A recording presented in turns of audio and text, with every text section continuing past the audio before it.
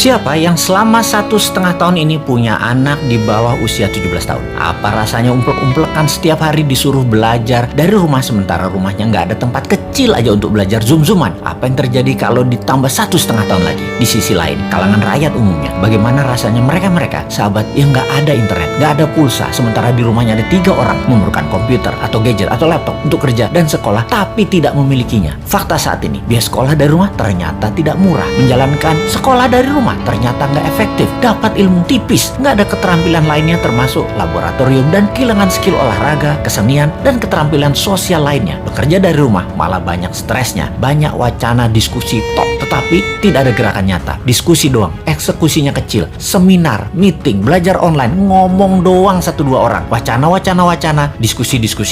Rekening mah minus juga. Saat ini dunia bergeser jauh. Berapa lama kita akan menjadi seperti ini di bawah serangan virus? Jawabannya, kalau gini cara mengelolanya, selamanya, setidaknya sampai tahun 2025. Demikian kata WHO dan World Bank. Waduh, paling cepet 2023 awal deh. Tetep aja lama. Maunya tahun 2021 ini paling lama selesai deh. Vaksin dah tuh 100% orang Indonesia. Pertanyaan lagi, apakah selesai COVID? Ya nggak tahu juga. Menurut Ngana, selesaikah COVID ketika 100% manusia Indonesia sudah divaksin? Jawabannya nggak tahu. Misalnya, manusia setelah divaksin, efeknya tingkat kematian dan fatality-nya menurun, tetapi tetap bisa kena. Dimana kalau kena ya isolasi mandiri, katakan 10 hari. Setiap hari ada 30.000 orang bergantian bergiliran. Tiap hari ada 30.000. Karena 10 hari di isoman, maka yang dikurung hari itu adalah 300.000 orang per hari yang terkurung gantian sampai 100 juta orang. Gitu ya, 2 tahun itu bisa tercapai. Bisa lebih. Serem amat ya kalau ini terjadi. Untuk mencapai 60% populasi yang benar, ya bisa 2 tahun lagi, mungkin bisa 4 tahun lagi. Kalau hal ini terjadi, maka bukan hanya ekonomi yang ambiar, tetapi keterampilan sosial anak kita, keterampilan lainnya hilang. Bisa terjadi generation gap yang parah, di mana di tahun 2045, 24 tahun lagi, mereka usianya yang sekarang 10-20 tahun itu adalah mereka menjadi tulang punggung angkatan kerja dan usaha. Mereka, bayangkan, tidak punya keterampilan yang mumpuni. Maka angkatan yang usianya 50-70 tahun di kemudian tadi masih tetap bekerja dan ini tidak efektif. Maka gawat kalau bernegara tidak ada yang memikirkan hal ini, tetapi lebih memikirkan tenaga kerja asing bagaimana bisa masuk terus dengan dilindungi pejabat paling berkuasa. Alhamdulillah berhasil masuk terus. Itu lebih penting baginya sekarang. Saat ini generasi mendatang ngapain gue pikirin katanya. Yang penting saat ini lagi berkuasa, gak ada yang boleh halangin. Pokoknya gigi 5, gaspol, gue harus kaya. Lalu siapa yang urus generasi muda yang sudah 1,5 tahun ini dikurung di rumah? Ditambah masih ada kemungkinan dikurung lagi 1,5 tahun lagi. Kita urai masalahnya. Kalau anak usia saat ini 7-11 tahun, usia SD, mereka tidak mengerti banyak tentang culture, budaya lokal